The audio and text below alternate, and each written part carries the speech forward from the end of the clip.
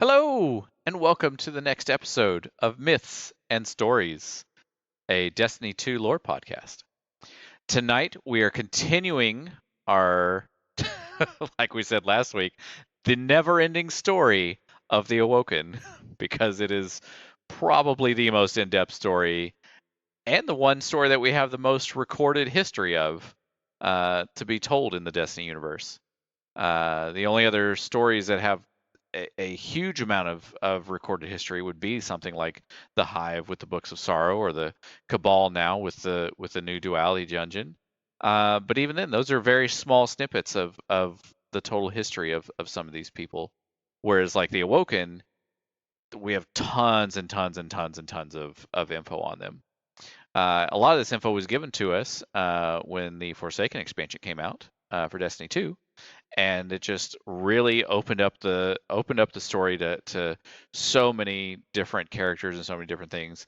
A lot of those characters we've covered throughout this whole Awoken history that we've been doing. The main one obviously being Mara, who at the end of the last episode died. Um, she was very much the beginning of the Awoken, and at the end of the last episode that we did, very much the end of the Awoken. There wasn't a whole lot of Awoken left after Mara. So we've covered Mara. We've talked about the love of her life, Sheer Ido, who is also, she's missing in action or possibly dead. We've talked about the rise of Petrovenge, the new well, now the new Queen's Wrath, because there is no Queen's Wrath now.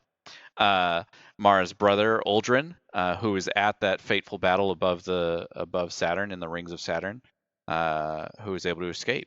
And that's kind of where we're going to pick up our story here, is with Uldren being one of the lone surviving Awoken to escape the aftermath of the Battle of Saturn. So Myth, what's the lore entry here?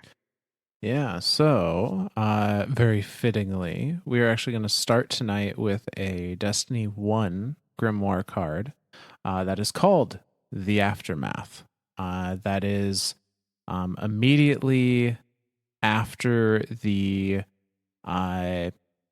firing of Oryx's ontological weapon from the Dreadnought, completely eradicating 90+% of the Awoken fleet, including the mothership that had Mara in it. And real quick, the eradication, we're talking like deatomizing. Like there's none of these people are ever going to be risen as a ghost ever again. Like there is nothing left of them. Right. They are dust. They are completely gone. And we've seen from our Light and Dark episode, we talked about there were records there, some Grimoire cards we talked about of ghosts that had expressed that if the physical remains of whoever their destined light bearer was were destroyed, were pulverized and turned to dust or atomized, that ghost would not be able to resurrect them. So there is no chance of any of these Awoken ever coming back as a light bearer, at least. What a lonely thought for a ghost. Like if that ghost knows that like they're chosen, that the thing that whatever resonates them with them on a physical spectrum is atomized, like they're just doomed to wander forever. And a lot of them still are. Even now, currently in game, there are still countless guardianless ghosts that maybe their guardian was out there and has since been destroyed in a way that they'll never find them. I'd love to think they're all just traveling with Micah 10. At least some of them are, for sure. Haha, that was a throwback to our very first episode, The Penguins of Europa. Yeah, but bringing us back to the Awoken and this very first bout of what becomes the Taken War. Um, the Awoken forces decimated, their queen seemingly destroyed and gone. And Aldrin, being the head of the Crows and one of the top fighter pilots for the Awoken, was of course there front and center for all of this, and he experiences all of it. The loss of his men, his own helplessness in the face of this unstoppable force that was Oryx, and the death of Mara, his sister, whom he has dedicated his life to impressing, essentially. And we see where Aldrin is at in these moments with this D1 Grimoire card titled The Aftermath. The flavor text on this says, "Do not fear, brother. This was the only choice I had." And the card itself goes like this. The sound of her voice ripped him from sleep. He jumped up. His ship was still contained in its protective sphere. He tried to retract the shield, but it was locked to its initiation time. He couldn't remember activating it. Then he remembered the battle, the blast. What that ship fired was ancient, not bound to anything the Origin libraries even sought to describe. He tried to calm down. He thought of her, searching for her pull. He couldn't find it. But he was not calm. She always told him she would always be there, behind the calm. All he could hear were echoes of that sound. It began as soon as they hit the ring plane, bringing in the old glimmer of his long-buried self, before she showed him who he was in the before and the after. The Techians should have known what the Dreadnought could do, must have known. Did they not feel what he felt? Hear what he heard? And that damn catch, it wasn't protected. They'd had to know that. All to deploy the Harbingers. They barely got a foothold before the weapon was fired. He thought of Petra and how overwhelmed she must be, forced to hold her post and watch her people perish. He tried to calm himself again, forcing long breaths. He realized where he was. Mars. Athbaska. The Kandor Isles. He hadn't been here in so long, not since he found the Black Garden. The countdown to the shield's deactivation pulsed. He tried again to home in on her, to find if she truly gave herself for this battle. He felt close to something, a hum of starlight. And then the shield deactivated and broke his focus.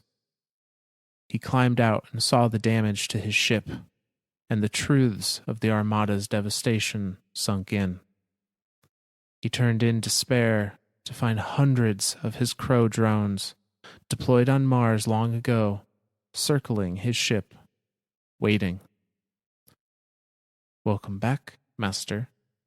The one closest to him spoke first, and the others followed. A wave of salutations echoed throughout the dry sea. And with that, hope returned. "Begin repairs on the ship immediately. Something has gone missing, and you will help me find it." And that's where that lore card ends. So there's kind of two bits in here that I there's one bit that kind of like came to me as you said Petrovenge. And my thought on that one is Uldren is effectively head of the Awoken now. He's the only royalty left. Yeah. I mean, that's I guess in that sense, like as far as like a power hierarchy, it's him and Petra, and like Petra, I would think she would assume that he's dead. I think that's probably what is probably a safe assumption. Because Petra at this point in time was stationed on the reef, right? Correct. She was stationed, if I recall, to kind of direct military forces. Like she was the command center essentially, because Mara was going to be in the middle of the fight. Yep. And I remember like back in D1, you would go to her to get weekly missions to go kill Taken, with these really cool public events that would happen in the EDZ in the Cosmodrome. um, that were I mean those are I wish that they would have something like that again. I don't know if there was anything like those specific Taken events, because those Taken events, they were hard. They were genuinely like, Yeah, they were. to take down those bosses were hard. But anyway, she was not at the battle. She was probably one of the only Awoken not to be at the battle. There would have also been God, I can't remember his name. I know the voice actor. I can't think of the name, but the other Cryptarch that was on the reef with her. Oh, I don't remember what his character's I don't name remember was his name. either. I know the voice actor is the same voice actor that does Devrim K and Okay. Balthier from Final Fantasy 12. It's the same voice actor, and I can't think of his name. But anyway, he would have been one of the other Awoken left. I mean, so we're talking like this devastation, and that pull, right? That pull that Uldren was searching for. We talked about that several episodes ago, that every Awoken that came back from the distributary had a pull, a beacon towards Mara. It wasn't towards like the Awoken people as a whole. It was always towards Mara. And Uldren couldn't find it. He couldn't feel it. So, I mean, that to me is speaking more to the Mara is dead. That's just more confirming that Mara is dead. Yeah, but Uldren himself does not want to believe this. He's like, okay, I Right. just can't censor because I haven't calmed down yet. Like I have to be calm. I have to be in the right mindset. That's why I'm not feeling her. That's why that has to be why. And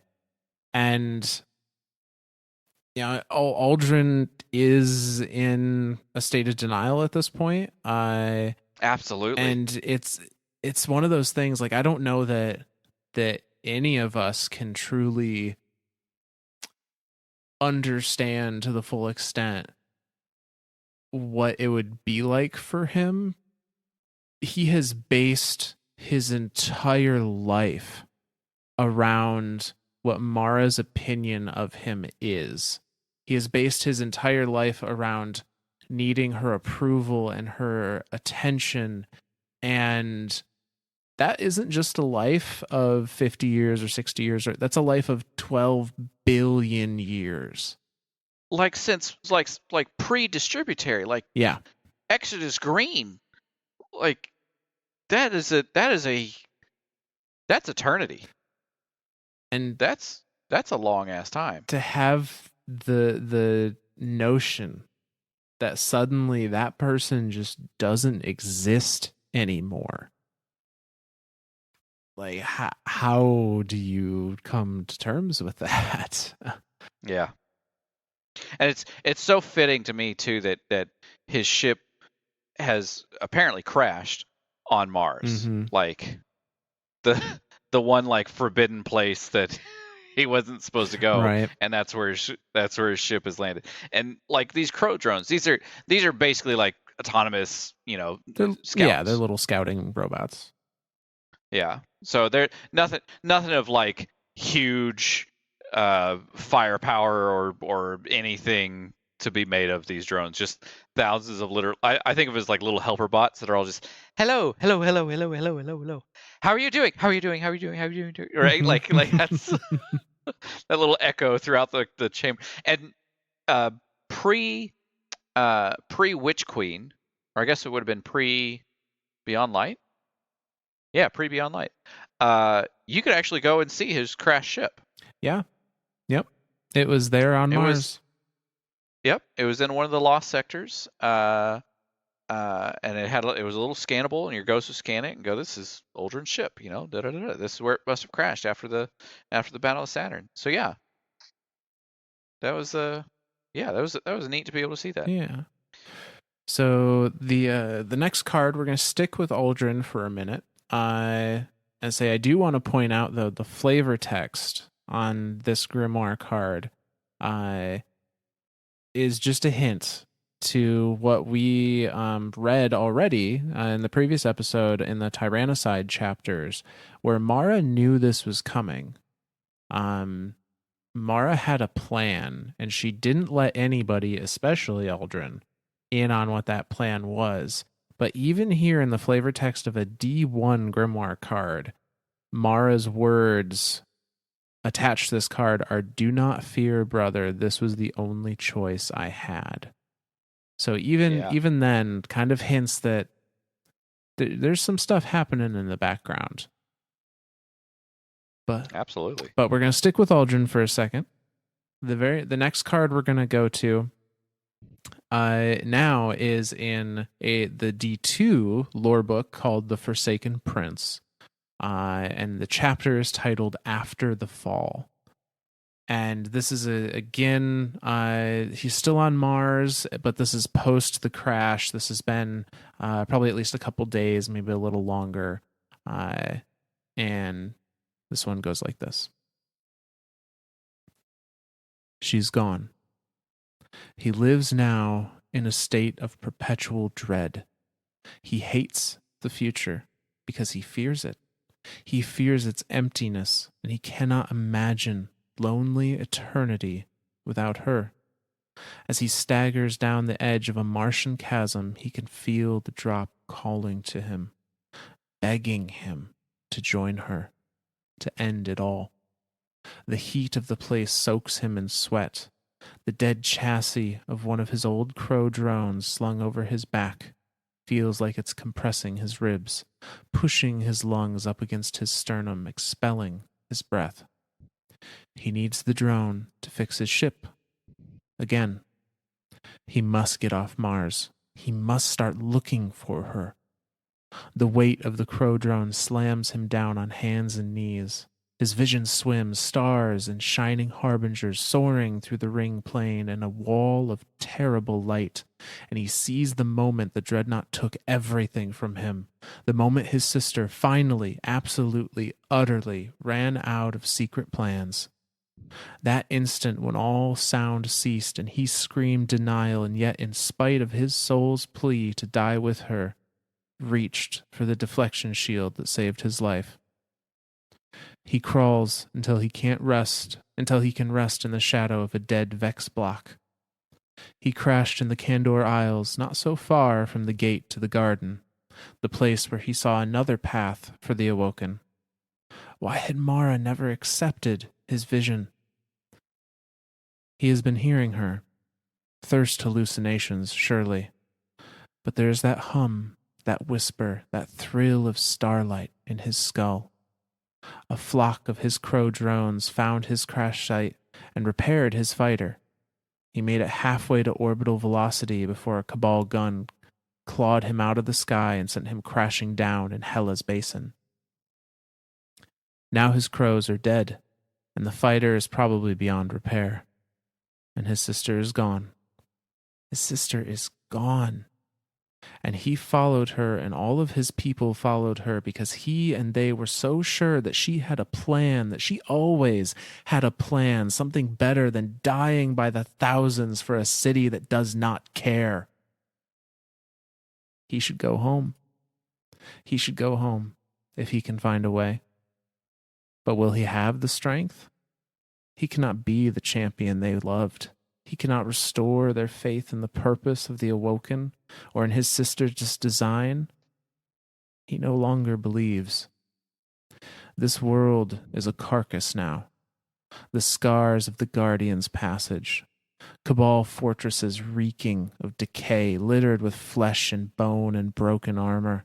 The shattered chassis of Vex littering the sands. A place of death and war. A war that tilts on the fulcrum of the traveler, brought upon by its puppets, There is something in his eye. He blinks and blinks, trying to rub it away, and as he does, he struggles to hear her, to sense that prickle of starlight under his skin. She will tell him he is on the right path. She will tell him that she's still alive. But he feels nothing. And that's the end of that card. Man, I just, the sheer loneliness in this card. That's the one thing that kind of pulls me through this whole card, and the ones that he no longer believes. Like, that's Jesus. And you have to wonder how many other Reefborn Awoken are kind of having the same crisis of faith, because Oh, absolutely. either they directly or perhaps an ancestor of them at this point um, left immortality in the distributary, came to the soul system following Mara because they believed in what she was doing and what she was telling them. And suddenly she and most of their people are gone. And I have to think a lot of the Awoken at this point in time are wondering the same things Aldrin is. Like, why are we here? Why do we keep going? What was the point? Yep. Like, the whole purpose of them leaving the distributor, giving up it paradise, a utopia, was to come back and help, and now 90 to 95% of them are dead, all blown up in a single instance. Like, how is that a plan? What purpose did that serve? What was the point? And then the only other thing in this card that stuck out to me is there is something in his eye. And I know that is something important, and I can't remember why. And I know you're going to say, oh, well, we'll save it for later. And that's what we'll do. We'll save it for later, but I know that line is important. That line, is something in his eye. Yes, that line is very important. Because that something in his eye is not just a piece of Martian dust. We will see where that goes, but remember that, because it is important for later. Keep the mystery alive, baby. Absolutely. So, as we said, Aldrin is not the only one affected by this news. We have the commander of the Awoken at this point, and that's Petrovenge. And she has got a lot to deal with. And so for Petra, we are going to take a look at a lore card from the book, The Awoken of the Reef, entitled Regent. And gives a little indication as to what Petra is dealing with and what she is choosing to believe and prioritizing during this time. And this one goes like this. I see. And our wolf ships? All destroyed. But the Caucasus Sin, and she is badly wounded. Burning for Pallas now. Galliots. Those that remained at the outposts are still in good condition for now, and we have some still in reserve at Pallas. How many? 12? And how many shipwrights? I'm afraid I cannot say. I see. Divert Hallam to civilian defense. Send Kamala and anyone we can spare for a covert SAR run. Avoid hostile engagements at all costs. If they find survivors, notify me immediately. We'll call that. Signing off, Commander. The comms light goes off, and Petra takes a deep breath for calm. She leans forward to flip switches, adjust dials. Her hands are shaking. Commander. She was never supposed to be Commander. All she ever wanted was to serve and protect Mara, and now Marasov was... Mara was alive. She was alive somewhere. She promised. Retaking the yoke of her galliot, Petra sets a course for the tangled shore. She cycles through calm channels as she flies. The hive are swarming the outpost, and the disciples are demanding escort in their evac. Devi is MIA. Guardian jump ship after Guardian jump ship is throwing itself at that monstrous hive ship, only to be repelled by some kind of defense field. 100 Cedars are landing on Ceres. Hallam is evacuating every civilian he can to the shielded inner cities. 200 more Cedars on Palace. Skyburner forces inbound, armed to the teeth. Wolf allies defecting. Devi is found. Petra cannot turn off the radio. She cannot stop listening. She can scarcely breathe. She wants to reverse course and fly her ship into the eye of that flagship. She wants to wreck herself against its ugly, scrimshawed hull and scream so clear and true as she dies that that wretched beast will hear her and know the atrocity it has committed. She wants to believe Mara is alive. But how? How, when she cannot feel her? When she does not know every step of that accursed plan? She approaches Thieves' Landing from a reckless angle and cuts fast and low across the lashed-together wreckage of the shore. The air is thick with dust and debris and shimmering, immaterial harbinger matter. It is impossible to see more than a click out, so she follows her radar. Unconsciously, she holds her breath. And then, there it is, the watchtower. Petra sighs through clenched teeth.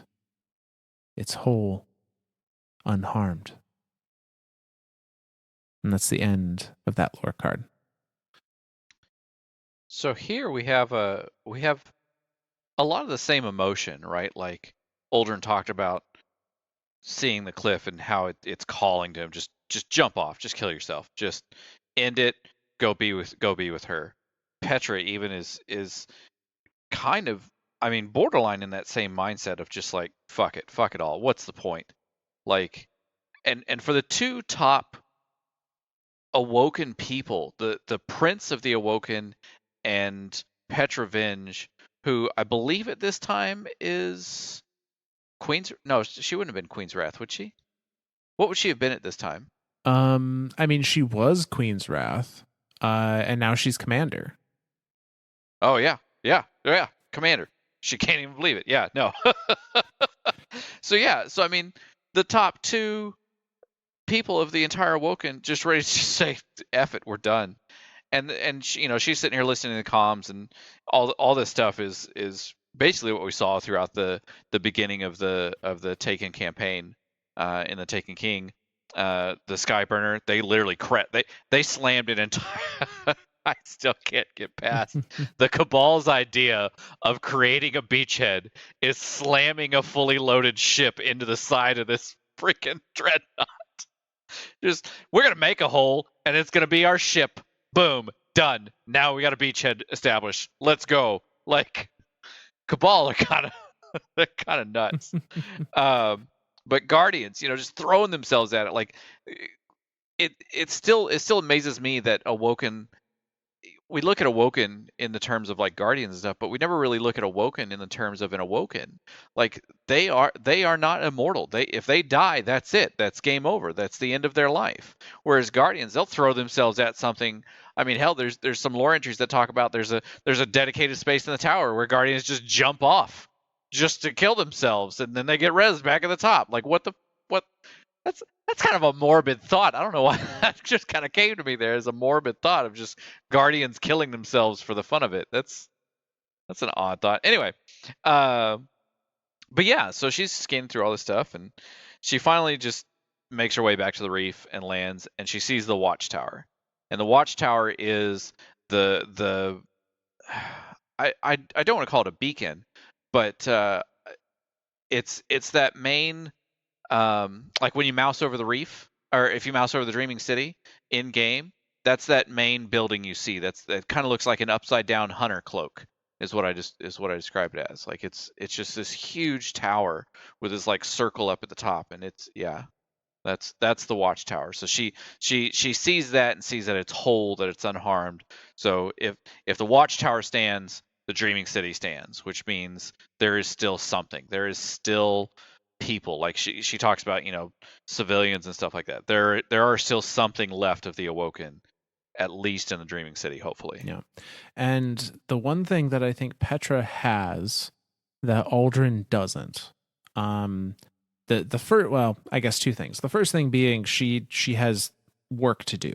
She has things to do to hold her attention that aren't just wallowing in self-pity. And the other thing is that we know that nobody got all of the plan, but we know that Aldrin Right. got none of it. that's kind of the messed up part, right? Like the Prince of the Awoken got none of it, not even like an inkling of it. So that's where he's like so alone and so lost. Right. But Petra, despite having similar reservations about like, oh my God, she's gone, Petra knew enough of the plan essentially to know that Mara had one, and that Mara made a promise to her that she would still that she's alive somewhere, and is just expecting Petra to keep the faith, to know that her queen is telling her all the information that she needs to know, and she just needs to keep the faith and act accordingly with that information. Oh, poor. Like poor Petra and poor Aldrin. Like more poor Aldrin now, right? Like Yeah.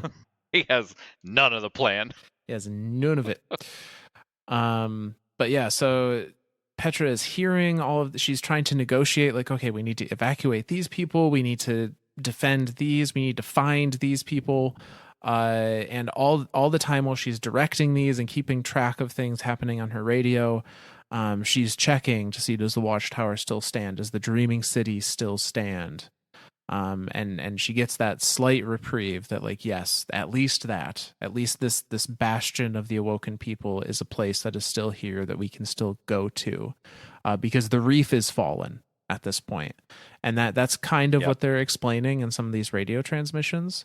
Hive are swarming the outpost.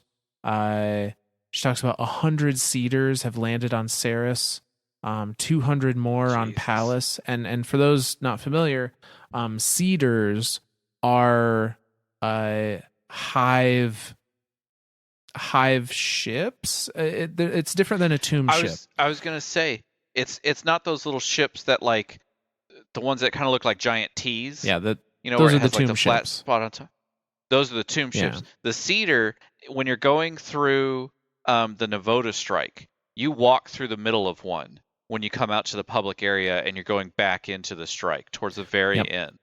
It's like a I don't know how to describe it. It's like an anchor is what it kind of looks like, with a bunch of chains coming out the top of it. Yeah, it's kind of like a diamond or prism shape that's just kind of stabbed into the ground.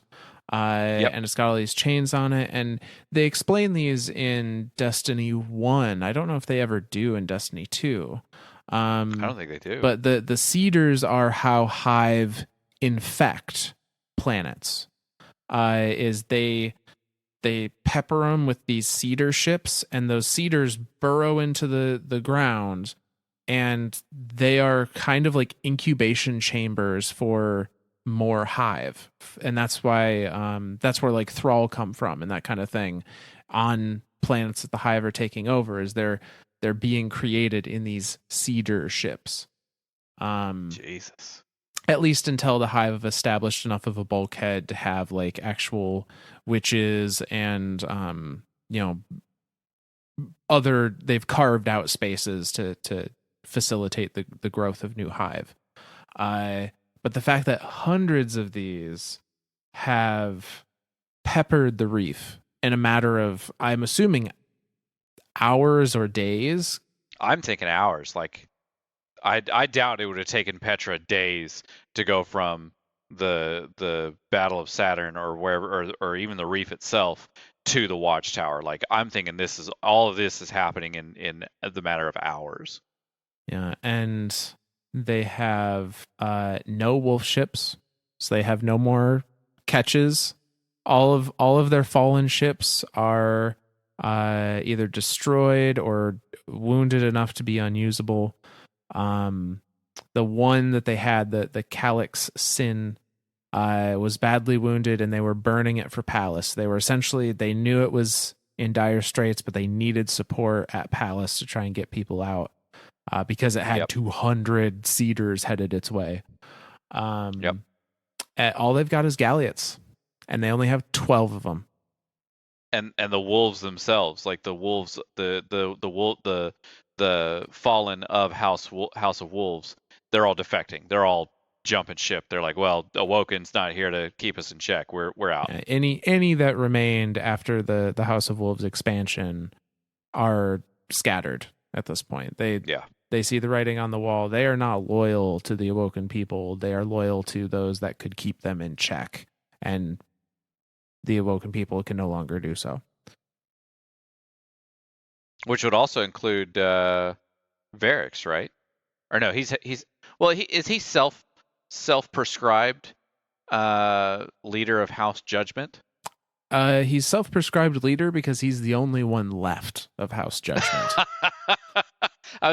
Is he the only one left, or did he just make his own house and like, I'm a Kel now? What's up? So, no, like House Judgment existed, and Varix has talked about it recently in the lore with Ido of Mithrax's daughter, Ido, not sheer Ido. Oh, right. About the history and how they were a very well respected but separate part of the politics. But he's seemingly the only one that survived the fallen whirlwind, their version of the collapse. So yeah, that's why he's the only one we ever hear mentioned. So we have all these people lost. Where does that take us?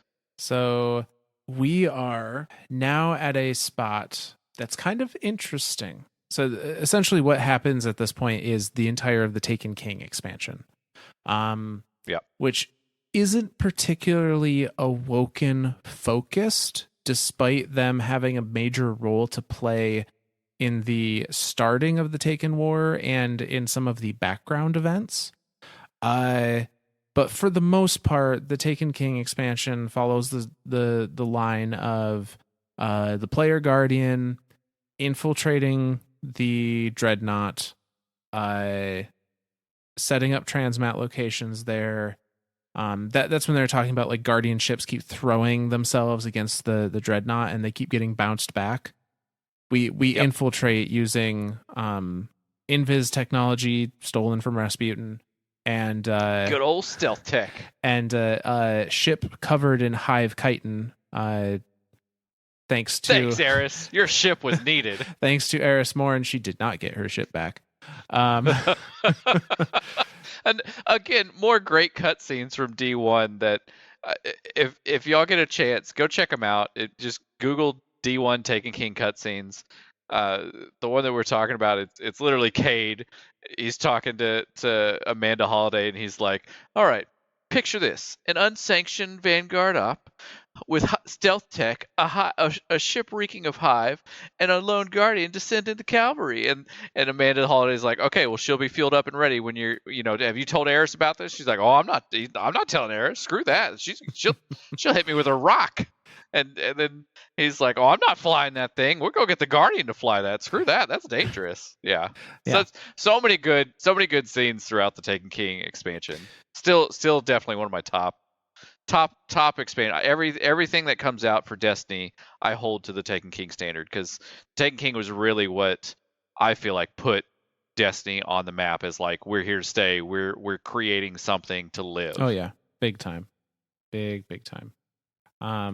But so the events of the Taken King expansion, which again, not terribly Awoken focus, but long story short, our Guardian is able to get on the Dreadnought, opens the way for more Guardians to then get on the Dreadnought, and under the direction of primarily Eris Morin, is able to fight our way through, get to Oryx, and kill him in our plane aboard the dreadnought, and then also go into his throne world during the Taken King raid and kill him for good in his throne world.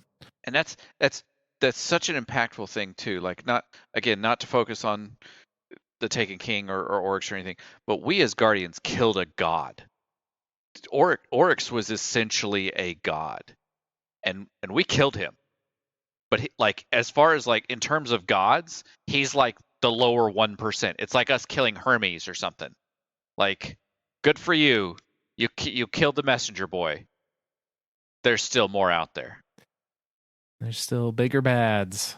But not a small feat though. Like we killed what was at the time the pinnacle of the sword logic, as far as we knew. Yeah. And we did it in his own home. Yeah, in his own ship and his own throne world, like his own, like, he carved this thing out of it, out of the ascendant plane, to like, that's where his daughters were there creating oversouls. Like, this, we killed him completely. He doesn't exist anymore. There is nothing about Oryx that survived that fight at all. No. There's a lot of fan theory that like to think, oh, Oryx's body fell towards Saturn. You know, maybe his worm survived. I think Oryx is gone. I think he is gone. He dead. He dead. He gone. I think if we see a new Taken King, it will not be because Oryx came back. It will be because someone else has assumed that mantle. Most likely Callus at this point. I was going to say hashtag possibly Callus. Yeah. So Oryx is defeated. During the entirety of the Taken War, though, as far as the Awoken are concerned, they've been on triage.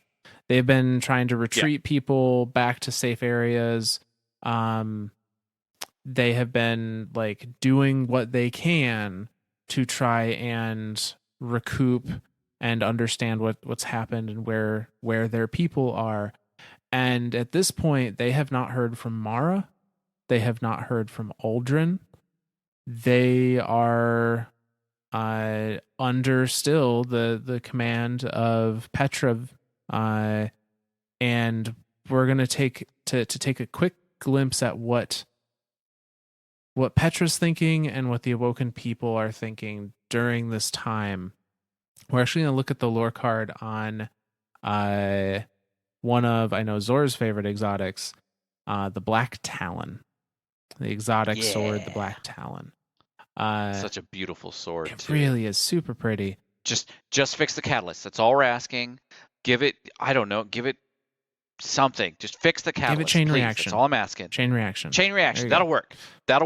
Chain reaction on Black Talon. That'd be super cool. A ranged sword that I could. Yes. That's it. All right. Take his idea and fix it. Yeah. Do it. So Black Talon, this could maybe be left up for interpretation, but given the lore card attached to it, I think the flavor text on this is pretty cool. So the flavor text on Black Talon says, "His life brought peace to the reef. His death brings a sword. Crows of the Black Hull." I think they're talking about Aldrin. Oh, absolutely. Because we got to remember, despite what we know about Aldrin, to the Awoken people during this time, Aldrin was nothing short of the hero prince. You know, he was the gallivanting adventurer that would go off and fight their enemies and come home victorious with these wonderful stories. Well, and to use his words, he was a hero. Like, people know what a hero wants. Like, people know a hero's motive. Yeah. And so it almost seems like the Black Talon was created as a memoriam to Crow. This I think was to Aldrin, excuse me. This was, I think, the Crows, or what was left of the Crows, his kind of like special ops unit that he commanded, saying like, you know, we will make sure that we defend the reef, that, you know, his death has his death brings a sword. His death has caused us to to be on on the offensive. We will, we will protect the reef in his stead. Um, Yeah. and so the lore card for it goes like this: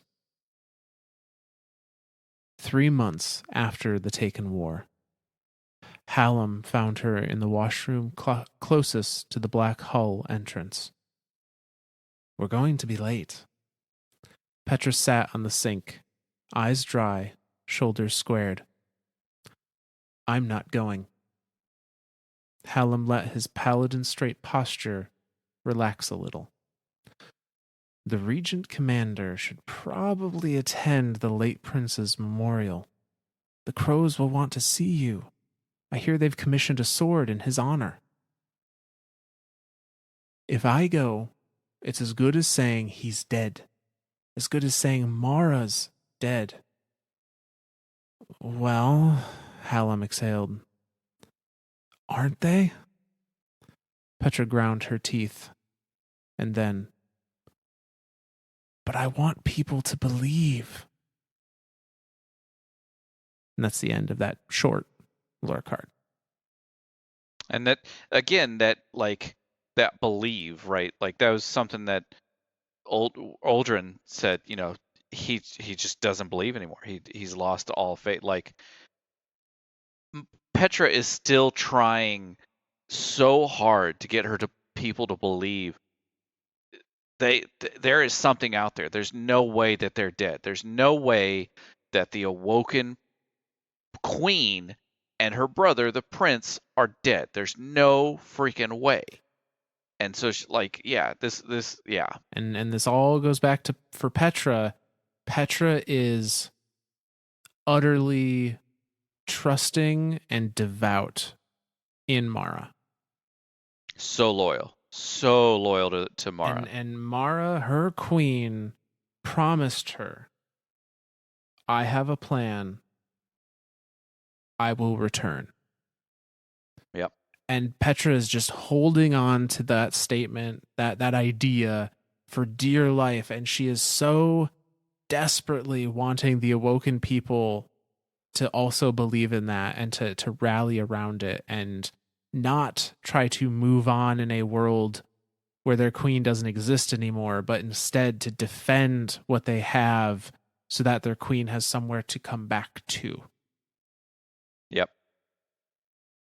So, this entire time, we've seen some of the emotional distress, certainly, and the kind of social distress that the Awoken are going through in light of the presumed death of Mara and Aldrin Sov. But what was Mara actually doing during this time? What was her plan?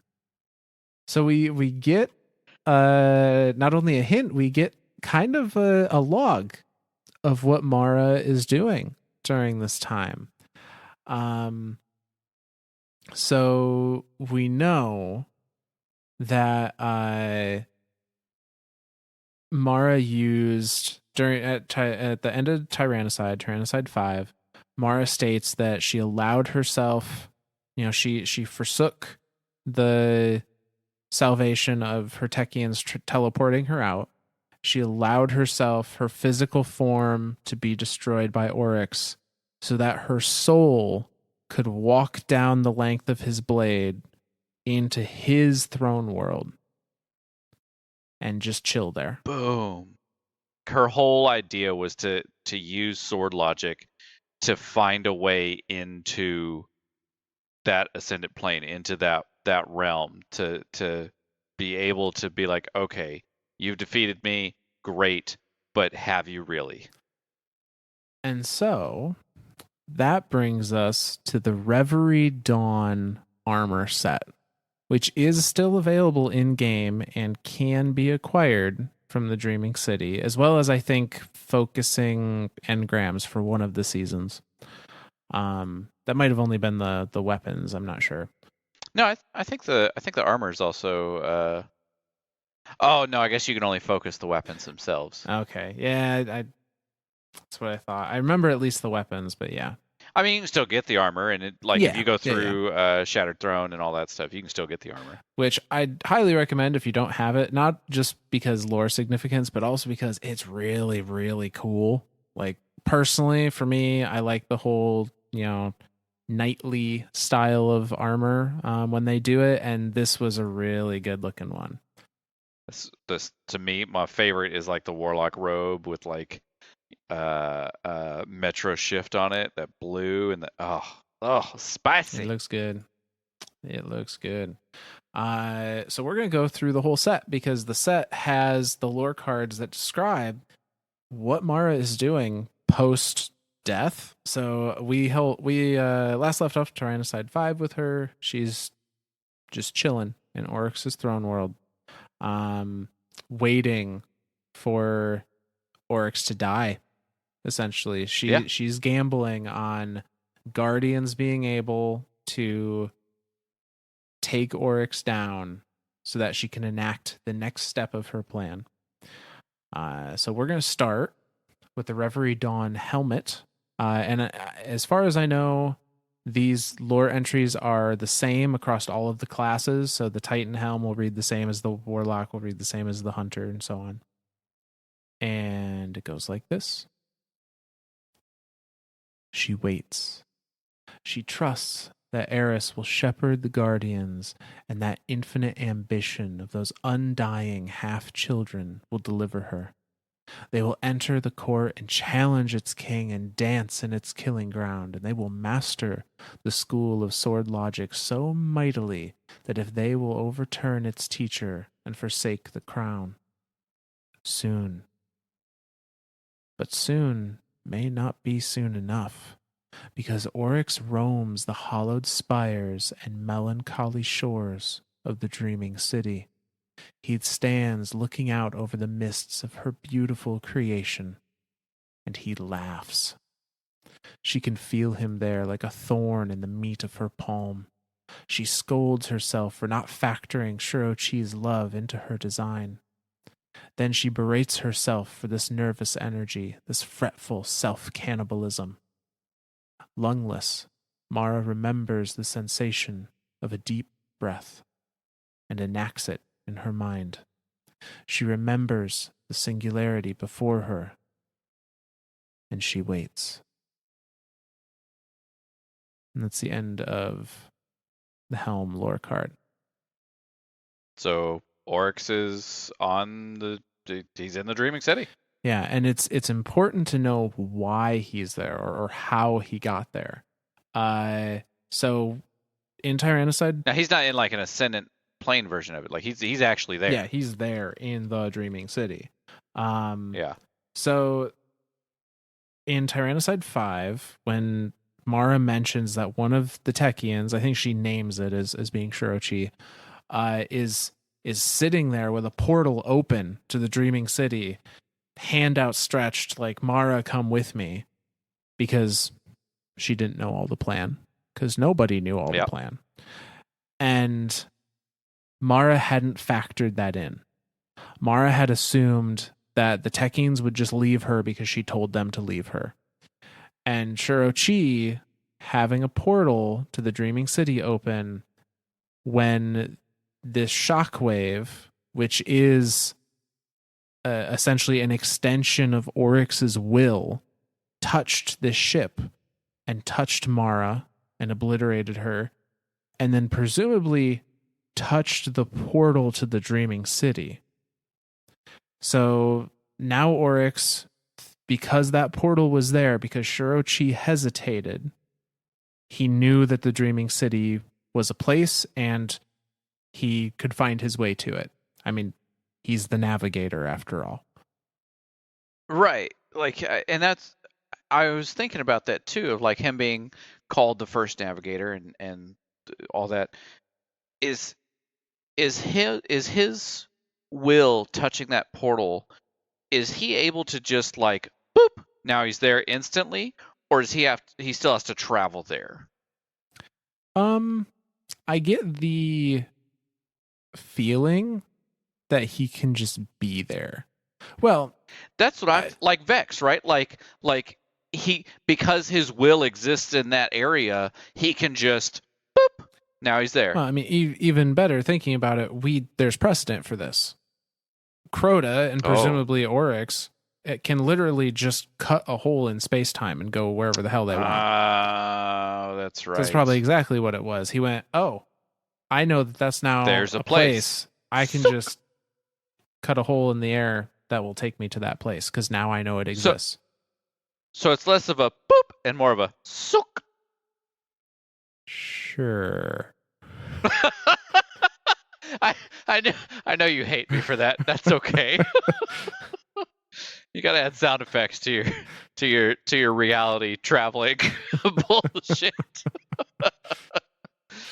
So yeah, so Oryx is there. Oryx is in the Dreaming He's City, in the Dreaming walking City. around, He is making walking through the gardens. absolute mess of it.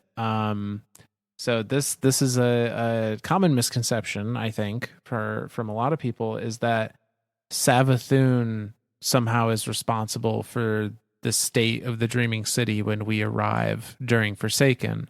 She is responsible for Shirochi being taken as one of the raid bosses in Last Wish, and she is responsible for Riven being taken and for large swaths of the Dreaming City to be blighted in the way that they are. She's not. This was all Oryx's doing. Exactly. Now, Savathun sees an advantage in those things and certainly twists them for her own designs later on, but Oryx is the one that puts the Dreaming City in the state we find it originally. And Mara can feel it the entire time. She can feel his presence in, her pocket dimension, essentially.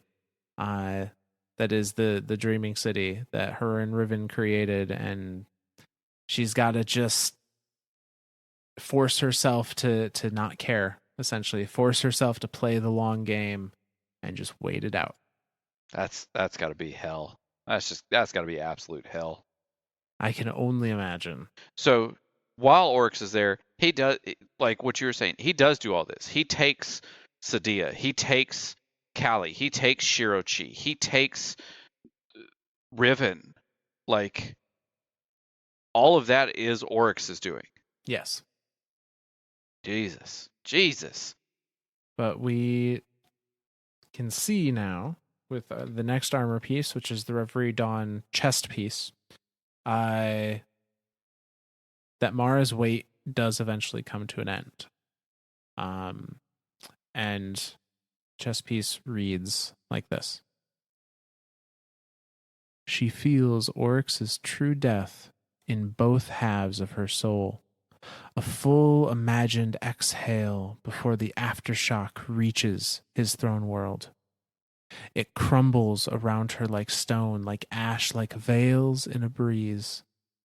Eris Morn's friends have succeeded.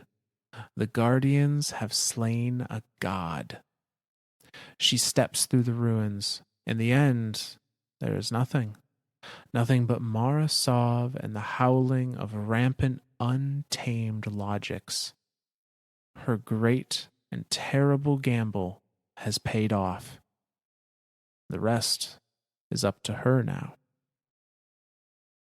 That's the end of that short card. So this is really setting a stage for Mara to do something.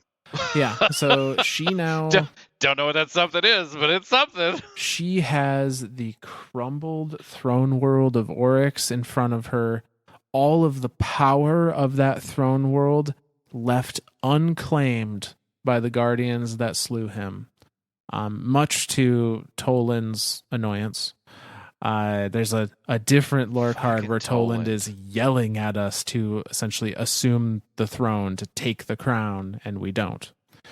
Fucking Toland. And Mara is now amongst the ruins of this throne world as it's coming down around her within the Ascendant Plane, and she takes some or all of that power left there for herself. And now that she has it, she's got to enact the next steps of her plan. Because it's important here to remember that she also had her own little throne world.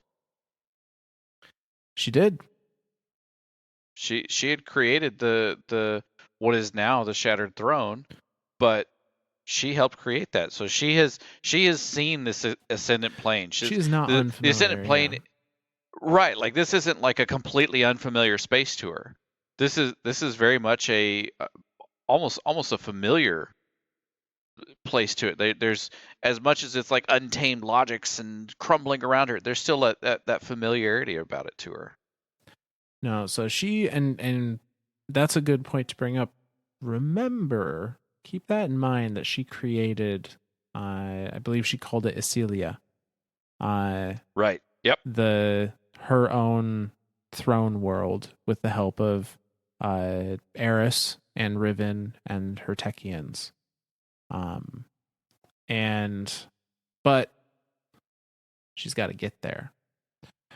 And we see some of those travels in the Reverie Dawn Gauntlets now, are the next one we're going to read.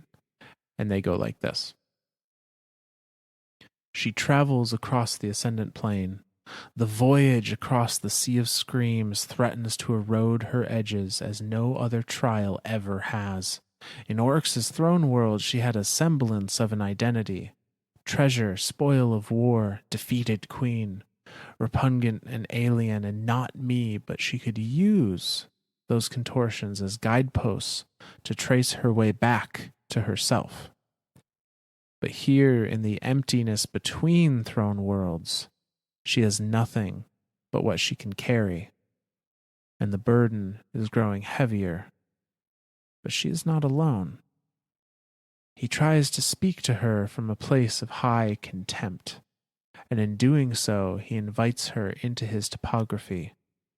She steps out of howling and finds her footing upon a plane of swords and madness and all-consuming curiosity. Who are you? The question summons an almost forgotten answer, deep within the rapidly solidifying shape of her. I am Mara Sov. Starlight was my mother, and my father was the dark. The thing that was once called Toland flees before her darkness and light and shadow and majesty, and she rests within this scrap of a world before resuming her journey through the howling. And that's the end of that card. This is another one that I fight so hard not to laugh because all I can think of is that little blip of light that is Toland. Like that's all that's left of him. You can go visit him on the moon right now. He's a patrol beacon, and he tells you little stories of the fire team that was the fire team of 6 that went into the Hellmouth of Wei Ning and Ariana 3 and Eris Morn and Toland, all of them.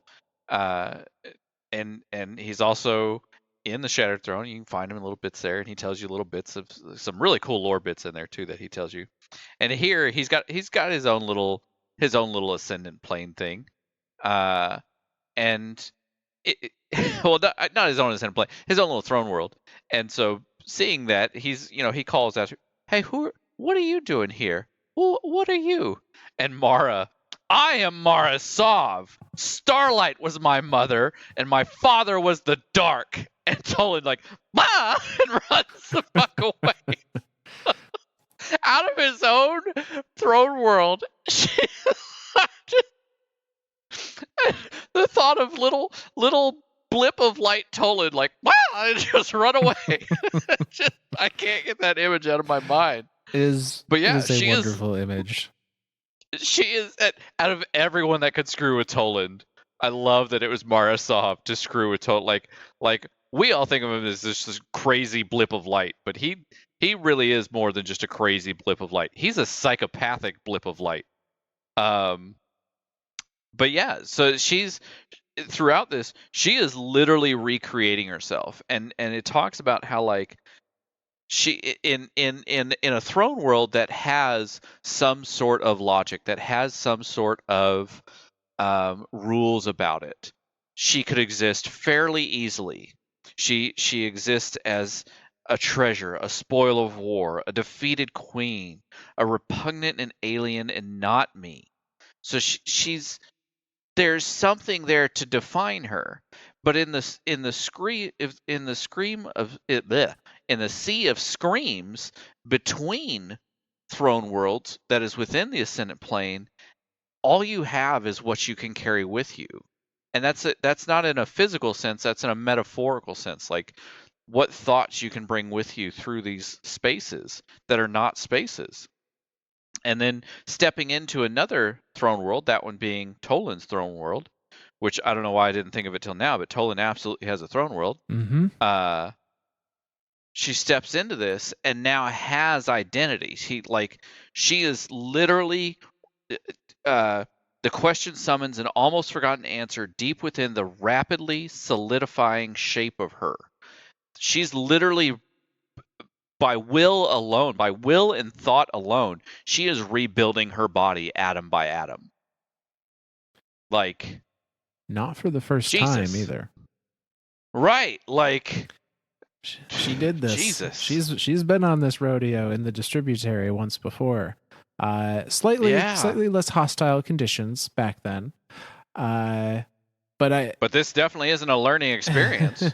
And I think it's super as comedic as this card comes off as. And I love the vision of Toland like being his high and mighty self and then just going, oh shit, and getting the fuck out. I love it. But you know, that aside, the kind of comedic flavor aside, it was super important that she found him and that he asked her that question. Because she, like, what a crazy chain of events to happen. Right? So she's saying, the voyage across the sea of screams threatens to erode her as no other trial ever has. So yeah, my envisioning of this, the way I see this happening, and a little flavor from my own head that isn't in here, verbatim, is like without Oryx's throne world to like you said, identify her in some way. She is with every step, every second of existing in the Sea of Screams, she is having to will herself with her own identity into staying existing. And I think the way to think about that is like trying to describe yourself perfectly, every nuance of your personality, every physical tick or habit, like everything that is you. It's almost impossible, at least for me, speaking personally, to try and like define myself in absolute terms. And every second of her existing in this plane, she is having to do that and reaffirm that definition because there are no other rules other than what she carries with her. And she finds almost this little oasis. And by like rules, like we're talking like the physical rules of reality. Like the way atoms combine and stick to each other to form a thing. Those rules don't exist in these realities between realities. This is a purely blank slate of everything. So she's fighting her way through this sea of, keeping herself existing, and she finds this little oasis that she doesn't know what it is, but she knows there's a presence there. And she follows it and she steps into it, and it's solid ground, and it's a place that has rules already in some way. And Toland asks her the question of who are you? Unknowingly asking her to identify herself within the rules of his little pocket here. And that was the question that she needed to, to assert her existence, to say This is who I am. This at the core of my being, this is what and who I am. And with that, she solidifies or begins to solidify. God, fucking Toland. Tell ya. There are two known knowns throughout all of Destiny, and that's fucking Toland and for some Vex reason. Yes. Yes. Those are the two known knowns throughout all of Destiny that are consistently there. If it's Hive or Taken related or anything like that, it's fucking Toland. If it's anything that just doesn't make any sense or is just weird or has something to do with time or anything Vex, you can just say for some Vex reason, and it's there. Solves all the problems of explaining anything. So she solidifies herself. She takes a moment and continues her travels through the Sea of Screams. Because this is just a way station. This is just like like you were saying, like an oasis. This is just a reprieve amidst her journey. And where is she going in her journey but to her own throne world, which exists somewhere in this Sea of Screams? And that brings us to the boots of the Reverie Dawn set. And they read like this. Joy wells in her heart when her searching fingers trace the edges of Eleusiniya. She has passed through the desert. She has reached the far side of the chessboard. She is alive, or soon will be. She opens the door, and her joy dies on the threshold. Her throne world is desecrated. Not annihilated as Oryx's was. The pillars and terraces and courtyards still retain their shape, but the roots have rotted and the geometry festers. She should have known she would not be the only one to plan for such eventualities. Oryx's boot prints pucker like scars in the labyrinth that was once only her own. She sits a while beneath Shyr's statue, and then follows his tracks through the ruins of Eleusiniya, back to the dreaming city. That's the end of that lore card. So it's, as far as in game is concerned, this lore card explains so much. So I at least throughout tonight's episode, I keep referring to this space as the Shattered Throne. That's the name. That's the in-game name for the dungeon that is in the Dreaming City. The true name of this place is Eleusiniya. That's Mara's throne world. And the reason why it's called the Shattered Throne is because of Oryx. Oryx had kind of, I'm assuming, some sort of semblance of an idea of like what Mara did. You know, like how can I continue to exist even if I get destroyed somewhere? So, and I don't know if it's fully that or if it's just like he stumbled across this throne world, not knowing what it was, and just like, well, this isn't mine. I don't know who built this. I'm going to destroy it. But it explains why there's Taken in her throne world. It explains why why it is called the Shattered Throne and not Eleusiniya.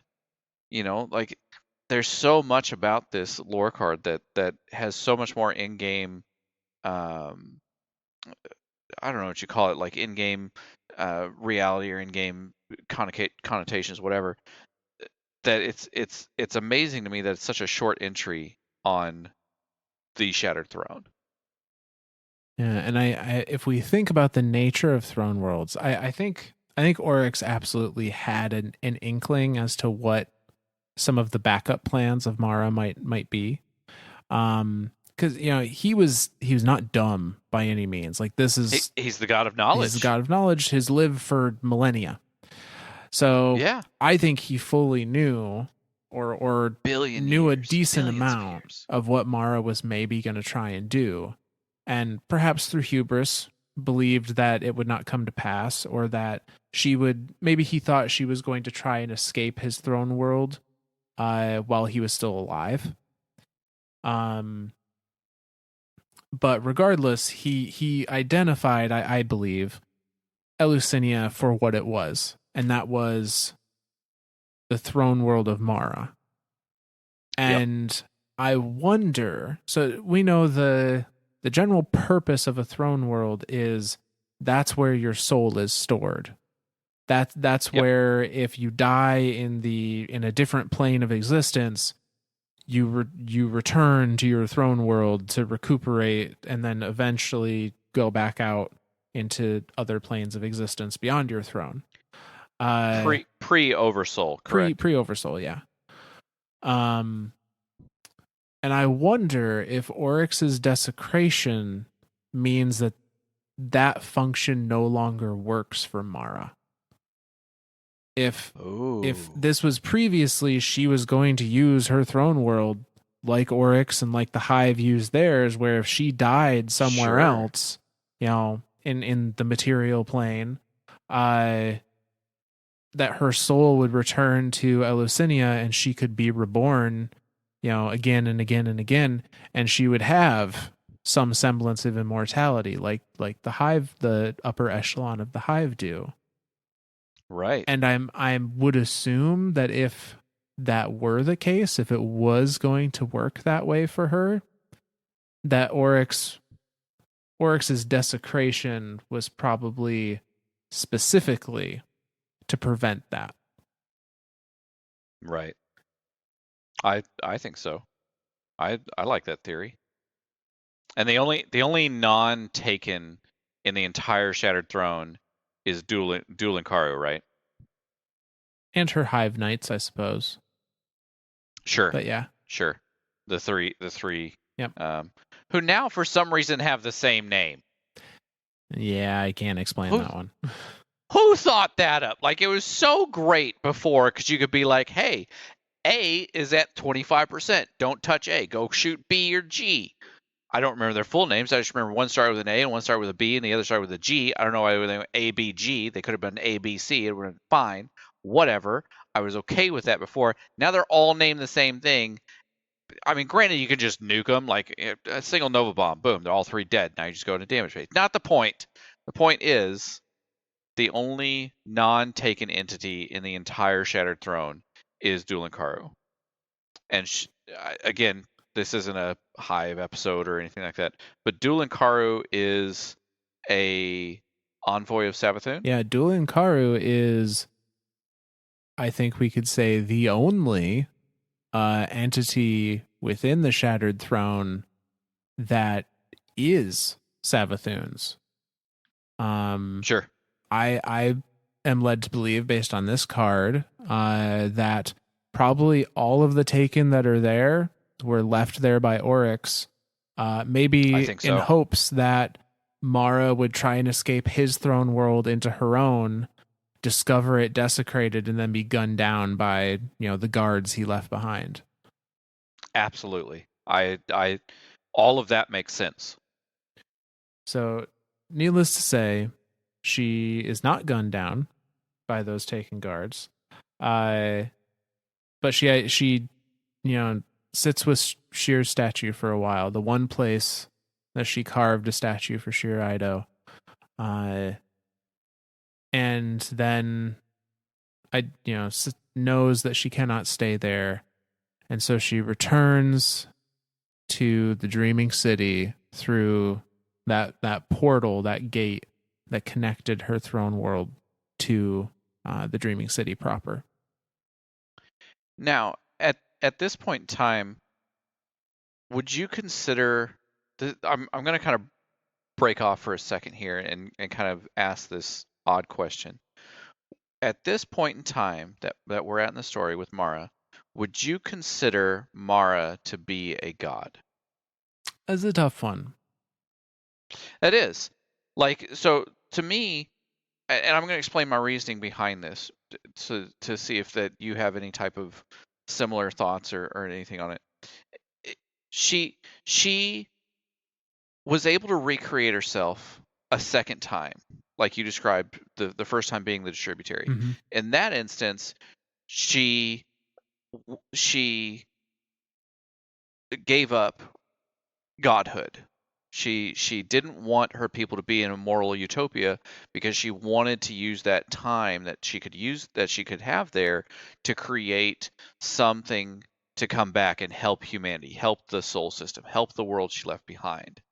In this instance, she's now learned of things that are paracausal, things that have the power of the dark, things that have the power of the light. Like, this is a totally different soul system now. This is a totally different game board.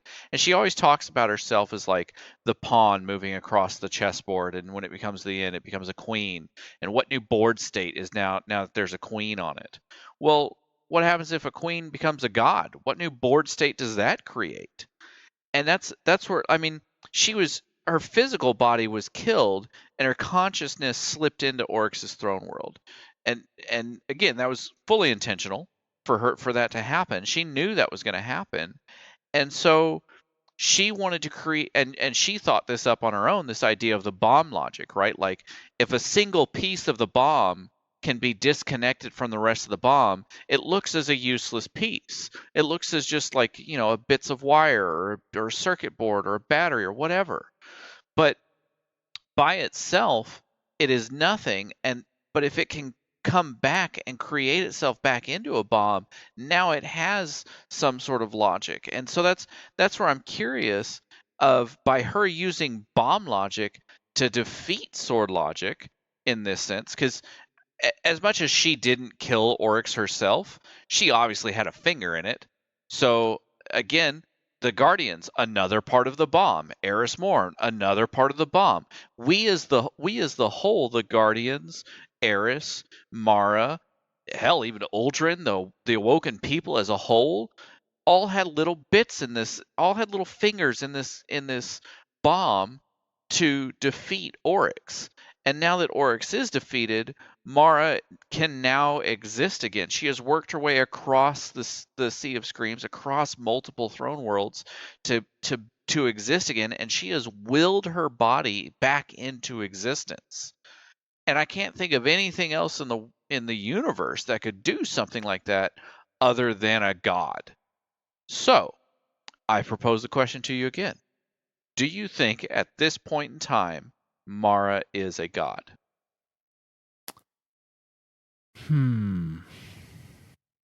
I know that's a tough one.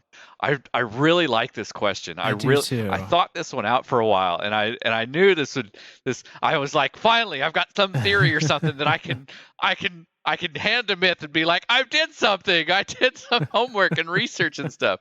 So yeah. My initial feeling, my like gut reaction is not quite. Okay. And I think she obtained power. I mean, certainly she pulled power from Oryx's throne world. She obtained power. However, I don't think she got the result that she wanted. Specifically because Oryx found Eleusinian and desecrated it. Okay. Because she described Eleusinian as the other side of the chessboard. Yep. I think it was a case of she needed to take Oryx's power and bring it to her throne world, perhaps to like truly integrate it into herself.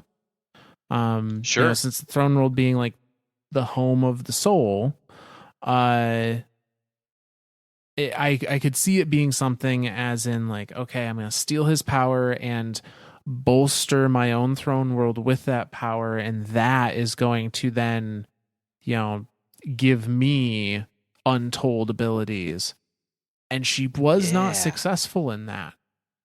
Do I think she is more powerful than she was before? Absolutely. Do I think that she has a stronger strength of will than any other character we have seen thus far? Absolutely.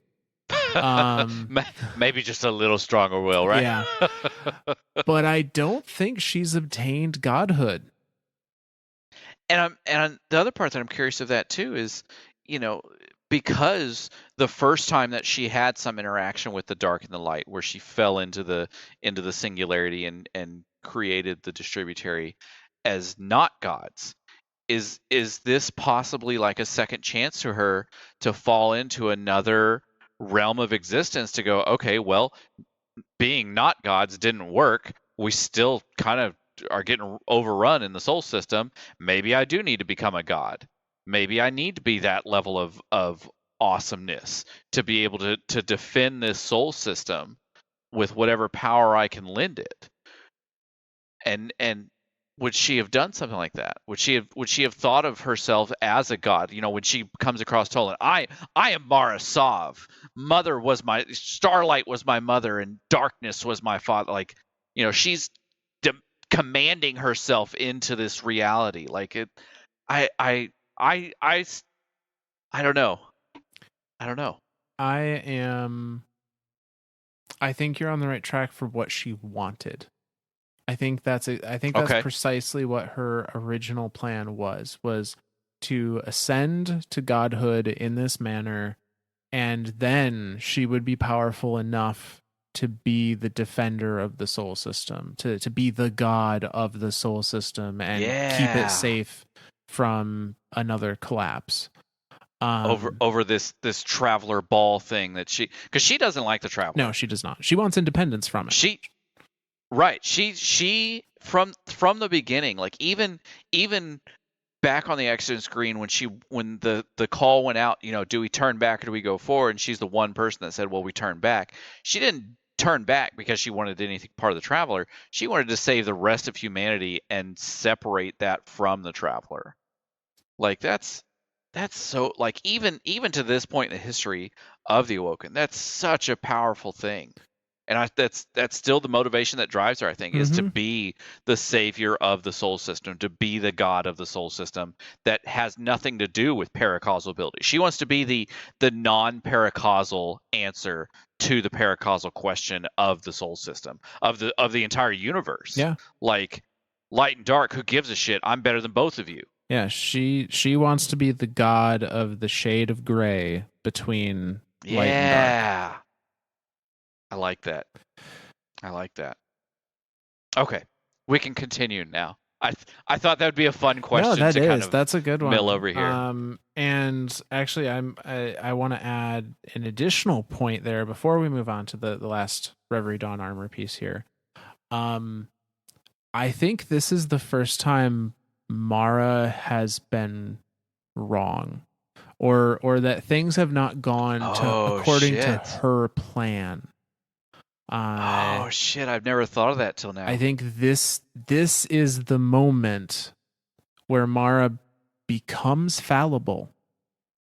Yeah. Because I think her godhood was probably like was all leading up, her belief in I will be a god was all leading up to this moment, and it didn't happen because of something she hadn't foreseen. She hadn't foreseen Oryx discovering Eleusinia and desecrating it.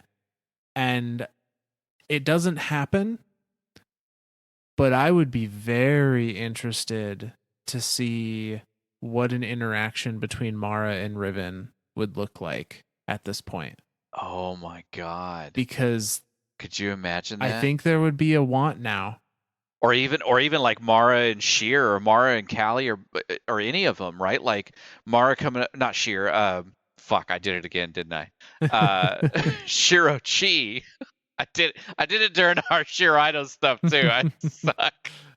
Uh, but yeah, it's like, ask her, like, hey, why did you open that portal? Like, I get that you wanted me to exist, to continue, but for the love of God, why didn't you follow my orders? Why did you lead this to the state that the Dreaming City's in? And then to be able to, like, talk to Riven, like, obviously, we, spoiler alert, we kill Riven. Yeah, like, for her to be able to talk to Riven again, or even talk to Riven in that taken state, like, is there any will of Riven left? Is there anything of Riven that could be salvaged? Like, yeah, that's, I man. mean, we know Riven still responds to the wish wall. Oh shit. because we input wishes. Right. So Shit. Because even a dead Ahamkara is not. Oh shit. now there's no indication, Except for that one taken egg that was in her room, except for that one taken egg. So, which we still have no goddamn answer on. we won't. I want an We answer won't on that until like the last minute of the last expansion. Fucking Mara and her shit. But I think this might be the moment where Mara goes from Mara the all-knowing, soon-to-be god, to Mara the fallible but powerful mortal. I think you're right.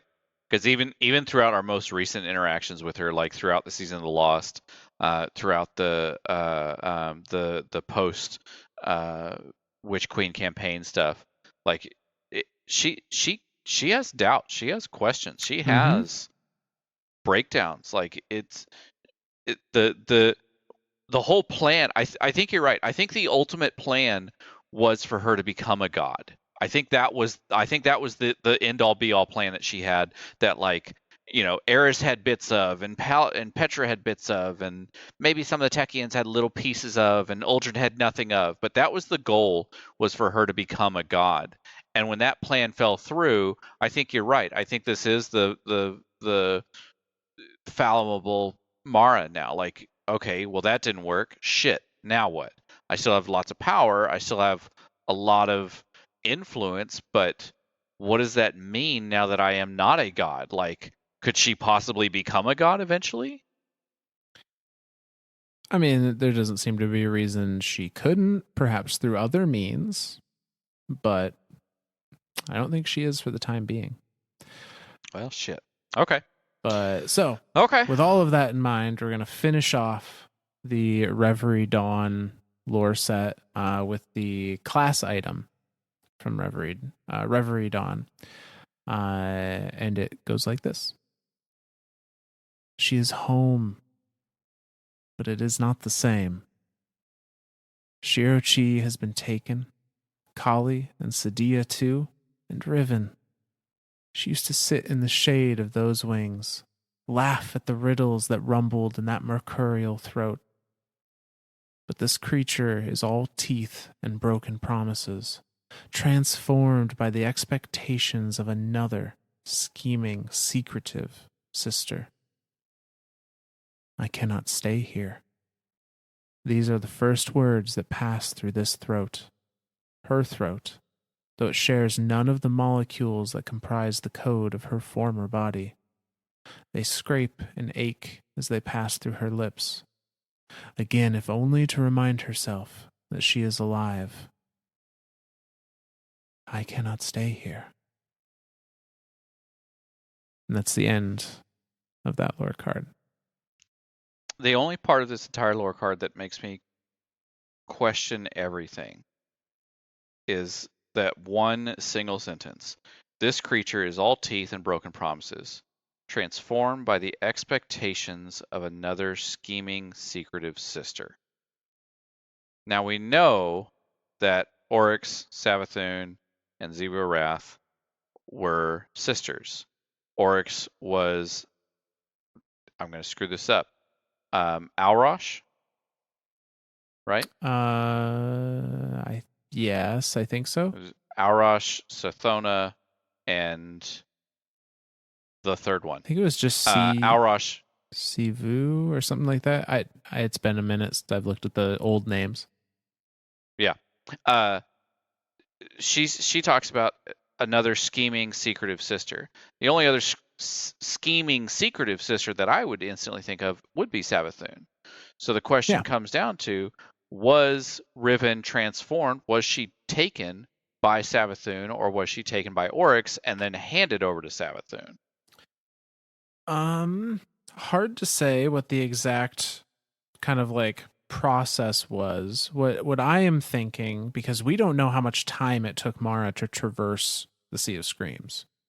Right. I presumably from the end of from the beginning, I guess. the end of the first the Taken War, with the death of Oryx.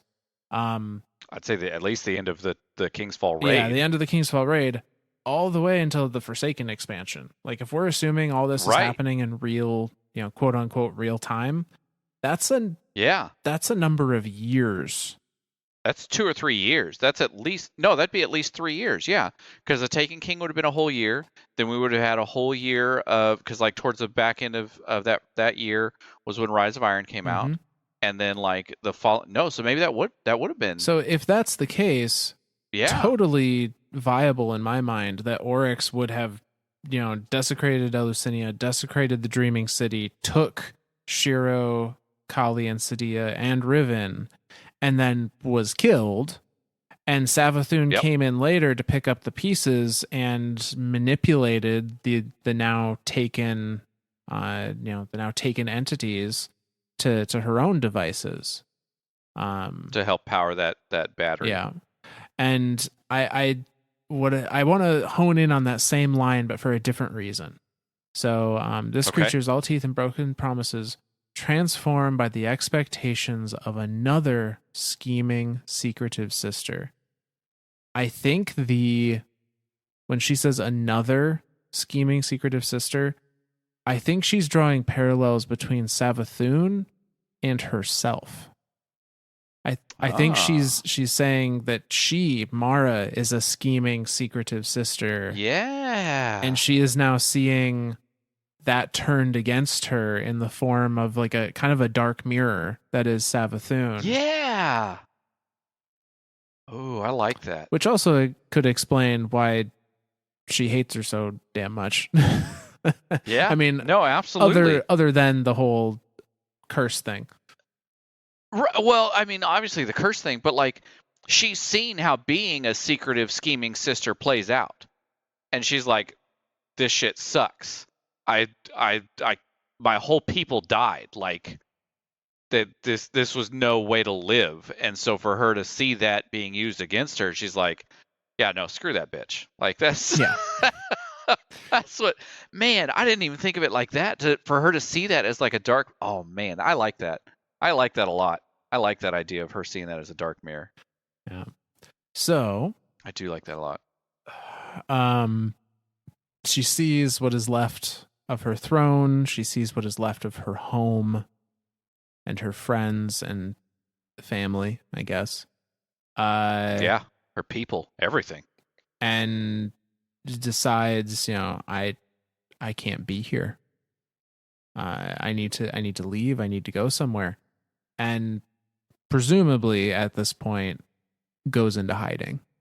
Because the next time that, okay, so again, meta gaming all this.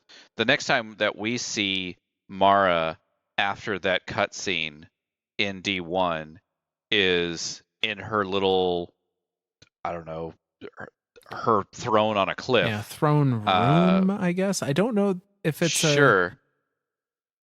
I don't think it's a full-on world. No, I don't think it's like a pocket dimension per se, but we also don't really know how the Oracle engine works to transport us there, so hard to say. It could be in its own pocket universe. It could be its own pocket space. I think that it is. I think it's honestly just like the. Well, I guess it could go either way because like when you go there, the cliff edges just go on for eternity. Like it's just a cliff that just goes. There is no end to it. So I guess it could be a throne world, but just an insanely simplistic throne world, right? Like not the grandeur of Eleusinian, not the most elaborate thing, just like the most basic, simplest thing there. A little thing that you can look at images of stuff and a throne. Like that's it. Like nothing complex here at all. Yeah, the one thing that makes me think this is not a throne world and is maybe a different dimension or is just a different location within our world is that every other throne world we've been to, Shattered Throne, Oryx's throne world, say the the different ascendant challenges, which are kind of pockets within the ascendant plane, you can always see the Sea of Screams outside of Oh, that that's world. right. Even throughout the whole season of The Lost when we were doing those. Yeah, Season of the Lost. And it's always that like black and white area too. It's not, there's no color to it. Whereas like this place clearly has color. I think you're right. I think it's a physical space. I don't think it's a throne world. I think it's a physical space somewhere. Too. Where that somewhere is, I have no idea. But I think it is a physical space because it like when you're looking out from her throne world, like you're just seeing this sea of stars, galaxies, and nebulas, and so I mean it could very well be. Well, okay, so here's a thought: how far is the reach of the 9? We have because when she's idea. in one of the now again, this is something that happened in game a long time ago, and unfortunately, this is no longer experienceable in game. But you can definitely go look up some of the old videos of this. The 3-week rotation of back when Forsaken came out, you could go do the blind well and get an offering to the oracle, and then you could go to this physical place. You can still go to the physical place, but there was a 3-week rotation that every 3 weeks Mara would be there and she would have some sort of message, or there would be something there for you. And one of the times you go there, when you enter, she's already she's having a conversation with the emissary of the 9, and then like dismisses the 9 like she's nothing, dismisses the emissary like she's just a nothing, and like turns to you, and she's kind of pissed through that one. I think like I remember one of the interactions, she's just straight up pissed at you. But yeah, so depending on how far the reach of the 9 is, I would assume it would have to be somewhere in this solar system. That's a good point. I don't think the 9 can operate outside of so I don't think system. it's anywhere past the heliopause. So it's got to be a known space somewhere in this solar system. But I can't think of anywhere in the solar system where you could sit on the edge of a cliff that would stare out into nebulas and stars, and they'd be the brightest, most beautiful colored things that you could see. Like, there's nowhere that I can think of that would be that close to that. But I mean, since the Oracle engine, I don't know. We're trying to explain things without just saying, because fucking video game, because that's just a boring answer, right? Oh, I've got it. For some vex reason, fucking Toland created this place. There we go. I used them both in the same instance. There we go. We've solved it. Anything works. Oh my god! Like you can together. You want to talk about figuring out how paracausal stuff works for some vex reason? Fucking Toland. Like that's it. Full sentence. Full stop. Yep. So yeah. So anyway.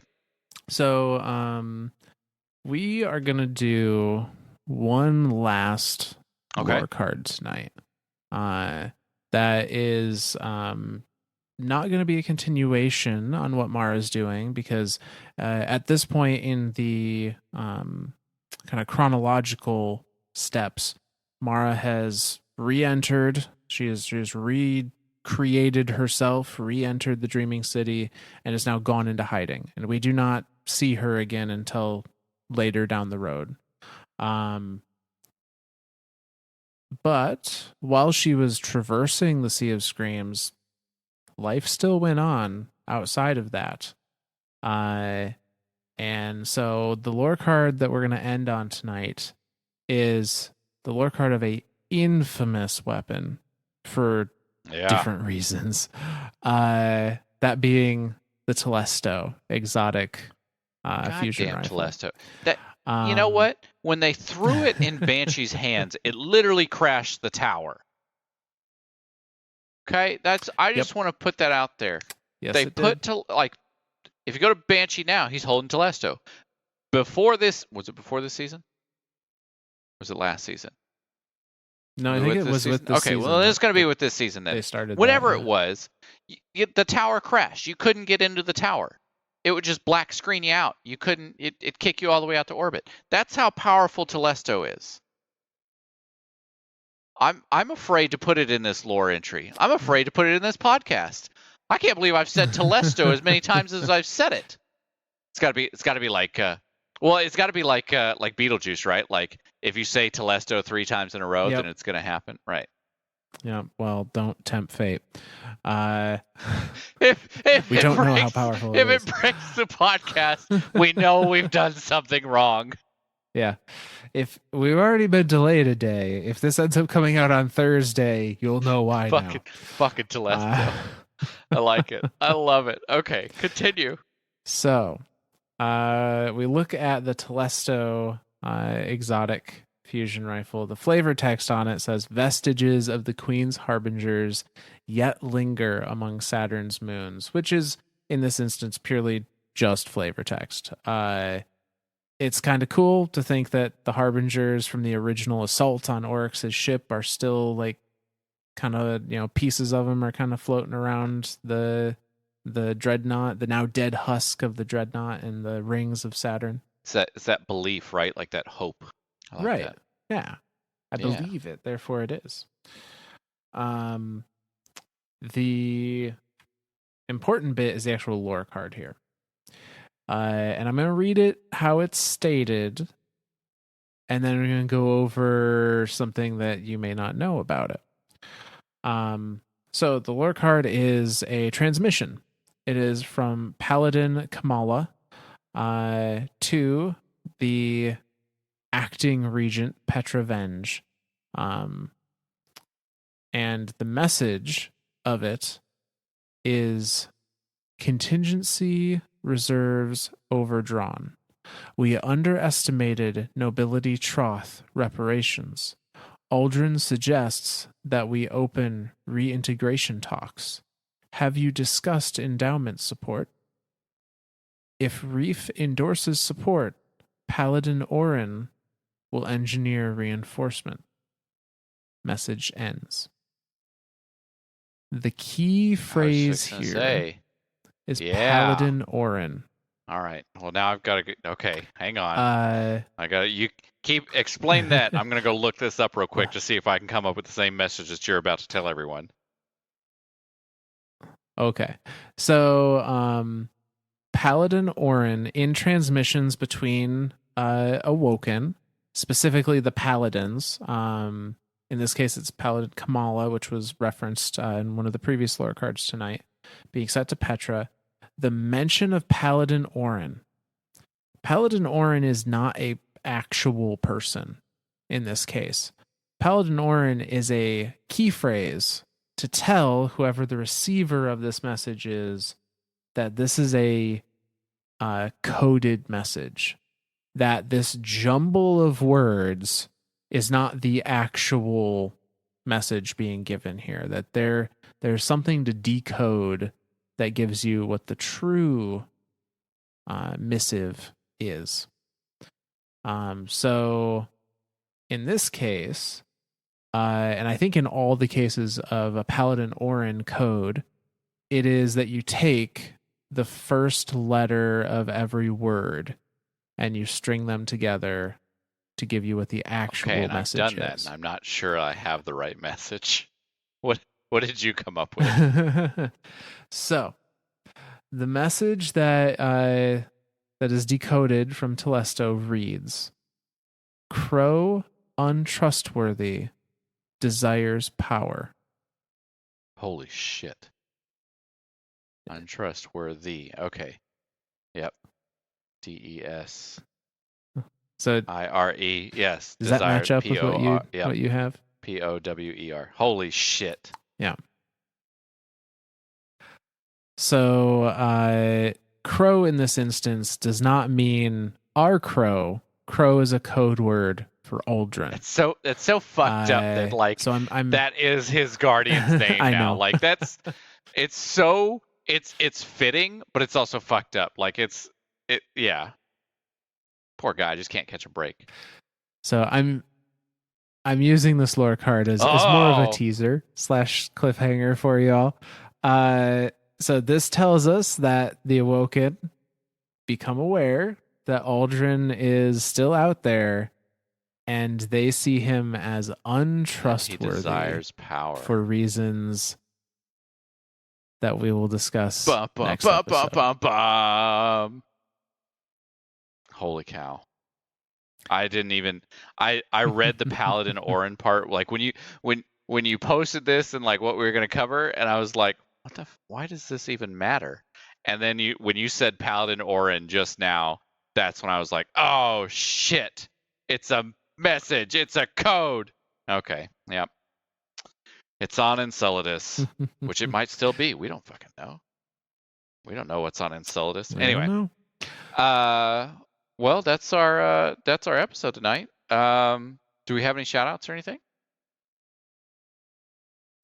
So no specific shout outs tonight. And say, although I do want to, they weren't directed at us, but I do want to just say a brief bit of thanks to some Twitter followers. We have Nico Angelino and Brian on Twitter that suggested us to some others as a place that they may find some entertainment and some information. So thank you very much for thinking highly enough of us to want to spread our information out to others. Yeah. That's always awesome. And then we just had a bunch of followers over essentially yesterday. Neat. Don't know what brought you here, but we're happy to have you. Yeah. And hope you enjoy what you're hearing.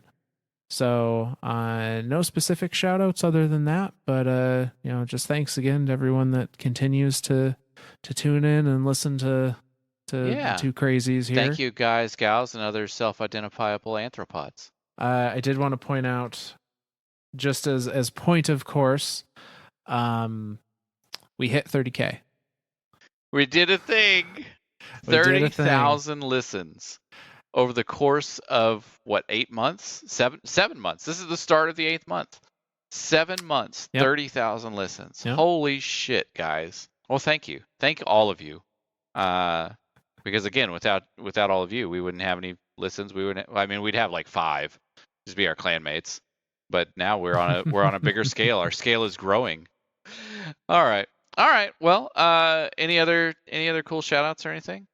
Say, I'll just do the somewhat normal spiel here. And say, if you enjoy what we're doing and you want to keep up to date with when new episodes are coming out, or just want to drop a comment or a question or whatever it may be, we're open to pretty much any and all respectful conversation.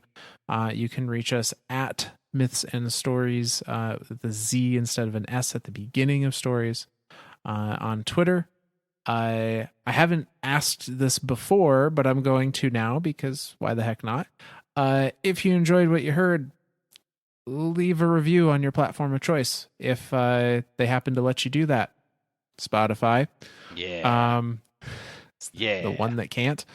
But if you listen to us on Apple Podcasts or Audible or wherever it may be, and you feel so inclined, be really awesome if you could leave a review, leave your thoughts there. Or if you know someone that might also enjoy what we're doing, then send them our way, be it Twitter or what have you. Just phone a friend. But yeah. Other than that, alrighty, that's it. Well, I guess I still have one thank you. I still have a thank you to give out. Let's see here. You know what? Screw it. I'm gonna do it. Thanks, Telesto. Well, we'll all see if that works or not in about 24 to 48 hours. We all of a sudden have 30,000 listens again. We double our listeners overnight. I'm just gonna quit. I'm just gonna walk away. All right.